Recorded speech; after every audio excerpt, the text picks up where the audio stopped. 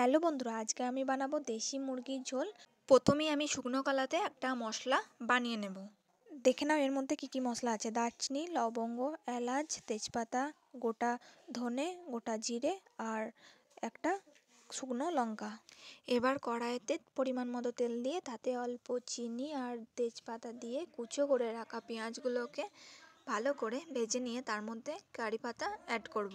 এবার দিয়ে দিচ্ছি রসুন বাটা। রসুন বাটাটা একটু ভেজে নেওয়ার পর আমি অ্যাড করব আদা বাটা। আর আপনারা আপনাদের পরিমাণ মতো ঝাল ব্যবহার করবেন। আমি এখানে 2-3টে লঙ্কা দিয়ে দিয়েছি।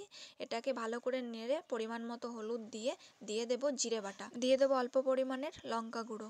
পুরো মশলাটাকে খুব ভালো করে কষিয়ে নিয়ে নুন হলুদ দিয়ে ম্যারিনেট করে রাখা মাংসগুলোকে আমি মশলার মধ্যে দিয়ে খুব ভালো করে পুরো মশলাটা আর মাংসটা একসঙ্গে নাড়াচাড়া করে নেব। তারপরে অ্যাড করব পরিমাণ মতো নুন দিয়ে খুব ভালো করে মাংসটাকে ঢাকা চাপা দিয়ে আমি কষিয়ে নেব।